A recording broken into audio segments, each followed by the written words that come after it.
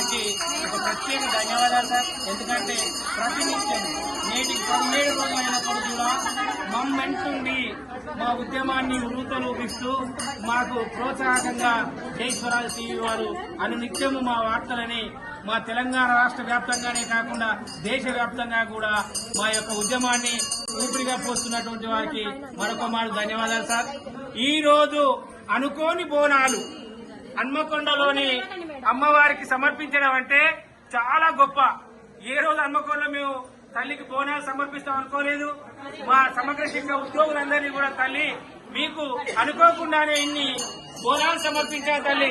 మాది ఒకటే కోరిక, రాష్ట్రంలోని 19,630 మందిని డిక్లరేషన్ చేయాలని, ఆ రేవంత్ రెడ్డి గారి యొక్క మనసు మార్చాలని, మరి ఇలాగే మమ్మల్ని ఎప్పుడు నూతన ఉత్సాహవంతులుగా ఉంచాలని రోజు రోజుకి మేము ఓపిక లేకుండా పోతుంది సార్. ఎందుకంటే 17 రోజుల నుంచి అన్నహారాలు మాని కూడా చాలీ వేతనాలతో ఏకశిలా పార్కు దగ్గరికి రావటం, మరి ఆ యొక్క భాగంలోనే ఈ రోజు మా అమ్మవారిని చూడండి. ఒక్కసారి రాష్ట్రం మొత్తం ఇక్కడ ఉన్నటువంటి అమ్మవారిని చూడండి.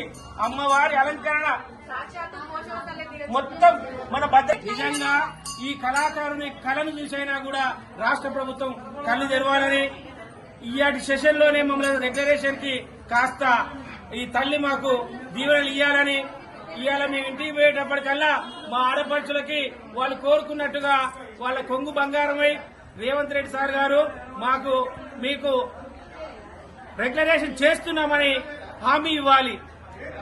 కాకపోతే ఏదైనా ఆర్థిక ఇబ్బందులు ఉన్నట్లయితే కనీసం మాకు పే స్కేల్ అయినా వర్తింపజేయాలని ఆ తల్లిని మేము మనసారా అందరం కోరుకుంటున్నాం. ఇక్కడికి వచ్చిన ప్రతి ఆడపడుచు కూడా మేము ఇంటికి వెళ్లే క్రమం లోపల మేము రెగ్యులర్ అయినాము, మాకు రేవంత్ అన్న మాకు పసుపు కుంకుమల కింద ఈ యొక్క డిమాండ్ నెరవేర్చారని చెప్పాలని మేము అమ్మవారిని, మా ఏకశిలా తల్లి అమ్మవారిని మనసారంటే చాలా ఇబ్బందిగా ఉంది.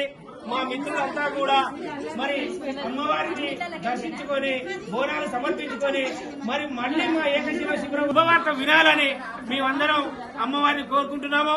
అలాగే ప్రతినిత్యం మాకు సహకరిస్తున్నటువంటి వివిధ ఛానల్ వాళ్ళకి, ప్రత్యేకంగా మా జై స్వరాజ్ టీవీ వారికి, అలాగే మాకు ప్రతినిత్యం మాకు తోడుగా ఉంటున్నటువంటి మరి శంకర్ మాస్టర్ గారికి ఒక ప్రత్యేక కృతజ్ఞతలు తెలుపుతూ అమ్మవారిని మళ్లీ ఒకసారి మనస్ఫూర్తిగా కోరుకుంటున్నాం.